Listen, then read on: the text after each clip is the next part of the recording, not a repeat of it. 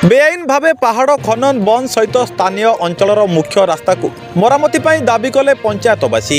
एने एक सांबादिक सम्मेलन में 5 गोटी पंचायतर लोक प्रतिनिधि माने दाबी करिसेंती। धर्मशाला तहसिल अंतर्गत मैसरा संपारु पुराणा बौड़माल गड़मधुपुर साणी ढिओ आदि पंचायत अधीन थिबा कला पथर खादान गुड़िक मध्यरु अनेक खादान निलाम होइतिबा लीज को छाड़ी अनेक खनि खादान बेआईन चालाण हेउची, जहाकु नै गत 25 तारिख दिन प्रशासन को भेटी दाबीपत्र देइथिबा जणाइथिले।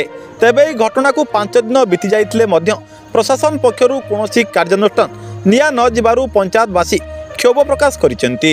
धर्मशाला विधायक मध्य बेआईन खनन को प्रशय न देबारु पूर्वरु जिला प्रशासन गुरुत्वपूर्ण बैठक में दाबी करि आसुचंती।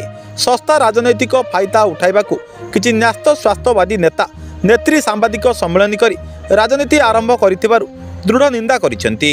बेआईन खनन एवं परिवहन द्वारा अंचल में नाना समस्या सृष्टि होउची, तेणु तुरंत प्रशासन तत्परता प्रकाश करने सेमाने दाबी करिसेंती। अन्य पक्षरे 53 नंबर जातीय राजपथ चंडीखोल डुबुरी रास्ता दीर्घ दिन धरी कार्य आरंभ होइतिले मध्य सरिवार ना नेउनाही, जहाद्वारा धन जीवन हानि हेउची, किंतु बीजेपी नेता नेत्री को यह दृश्य हेउनाही बोली पंचायत जनप्रतिनिधि माने आक्षेप करथिले। ब्यूरो रिपोर्ट सूर्यास्त न्यूज। मु श्री शरद चंद्र राउत संपारु ग्राम पंचायत सरपंच। एथरे तो सरकार लीज देइचंती, जो माने लीज जानचंती से माने ताको लीज नै से चलैचंती, किंतु आउ किछि मुष्टिमेय लोक जे लीज बाहरु से जो उत्तोलन करछन पथर ताको हम घोर विरोध करछु। आउ हमरे जो रास्ता कथा कहले से रास्ता जो अवस्था रे वर्तमान अछि जे जो ओभरलोड जाउची रास्ता रे से लगी रास्ता नष्ट हो गलानी। आमे समस्त पाखे दाबी करूँ आपण माध्यम रे जे रास्ता को रिपेयरिंग करा जाऊ एवं ताको पूर्णांग भी करा जाऊ।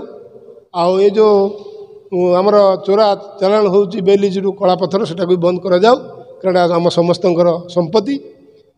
आउ गोटे कथा मु आपन कहि रखा चाहे जे आमे 5 गोटी पंचायतर सरपंच सब जनसाधारण जो माने आमर आग धाड़ी अछंती समाजसेवी समस्त आम बसी एकाठी हो आम 25 तारिख पूर्व बसलु एवं 25 तारिख दिन सबु विभाग अधिकारी को कलेक्टर हूँ आमर डीडीएम हूँ आमर तहसीलदार आईआईसी आमर एसपी आरटीओ समस्त आम दाबीपत्र देचु, किंतु आमर जो बीजेपी नेता बोलौथवा किछि नेता सी लोक गोटे भुआ बुलाइवाई गत 27 तारिख दिन सी गोटे बाहा नापी जे आम चाहूँ कहीं बंद हो रास्तार जो सजा जाऊ ये गोटे प्रहसन चलते, कि सेमानकर दिने देखा नाला। आम एटा करूँ आगुरी भी आम उभय 3-4टा पंचायत बसिक ए बाबद पदक्षेप नहीं किसी भी विधायक को जनईलु ता सहित जो क्रसर जो मैंने पकई जो मैंने लीज नहीं से माध्यम भी आम रिपेयरिंग करूँ, कितु एवं आम देखु असंभाल है। तेणु आपण माध्यम आम समस्त जन देवा चाहूँ जे आमर ओभरलोड बंद हो, जो जीवा भारीजान रास्ता मरामती हो, आमर जोटा बेलीज रु उठुची सीटा बंद करा।